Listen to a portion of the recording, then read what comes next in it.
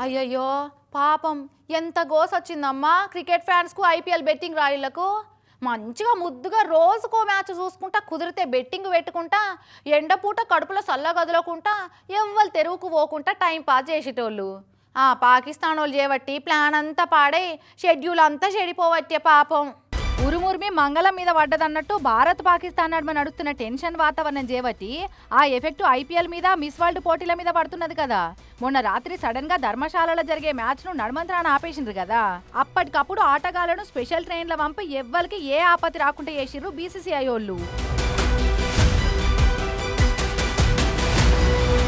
పాపం cheer leaders కైతే పానం గజ్జుమన్నదట ఏడ బాంబులు పడతాయో అన్న భయంతో. ఈ పాకిస్తాన్ వాళ్ళ మీద మన్నువడ వాళ్ళు నిమ్మలంగా ఉండరు, మనోళ్లను నిమ్మలంగా ఉండనిస్తలేరాయే. పని పాట ఏం లేనట్టు డ్రోన్లు పంపుడు, బార్డర్ల ఊర్ల మీద కాల్పులు జరుపుడు చేసుకుంటా మన పనంతా పాడు చేయవచ్చే. ఇట్లా అవుతుంటే ఆట ఎట్లా నడుస్తుంది? గందుకే వారం దాకా మ్యాచ్లన్నీ వాయిదా చేస్తున్నామని ప్రకటించిర్రు. చూడుర్రి, దేవుళ్లకు నిత్య పూజలు చేసి ఫాలో అయినట్టు ఐపీఎల్ మ్యాచ్లను నిత్య ఫాలో అవుతున్న అభిమానులకు బెట్టింగ్ పెట్టకుండా ఏదో పోడగొట్టుకున్నట్టు ఫీల్ అయ్యే బెట్టింగ్ రాయిళ్లకు ఎంత అన్యాయమైందో ఈ పాకిస్తాన్ వాళ్ళు చేయబట్టి. ఇక అదట్లా పెడితే ఇటు ఇయాల్టి సంధి మిస్ వరల్డ్ పోటీలను ప్రిస్టేజ్ లెక్క తీసుకుంటున్న తెలంగాణ సర్కారులకు వ్యతిరేకంగా డిమాండ్లు పెరుగుతున్నాయట. ఒర్రి ఒగడు పోతే వండక తిని వాడే పోతాడన్నట్టు ఓ దిక్కు దేశం మీద పాకిస్తాన్ వాళ్ళు దాడులు చేద్దామని చూస్తుంటే మీరేమో అందాల పోటీలు పెట్టి టైం పాస్ చేస్తారా, వెంటనే రద్దు చేయాలి అని ధర్నాలు చేస్తున్నారట.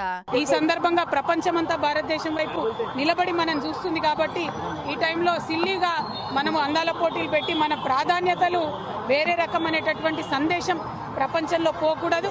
అది ప్రత్యేకించి మన రాష్ట్రంలో జరగకూడదని నేను ఒక మహిళగా విజ్ఞప్తి చేస్తా ఉన్నాను. వాయిదా వేసుకోమని నేను కోరుతా ఉన్నాను. కానీ 600 అయినా భారత్ పాకిస్తాన్ల నడమ కాదు, 3వ ప్రపంచ యుద్ధమే వచ్చినా ఈ యజ్ఞం ఆపే ముచ్చటే లేదంటున్నారట సర్కారోళ్ళు.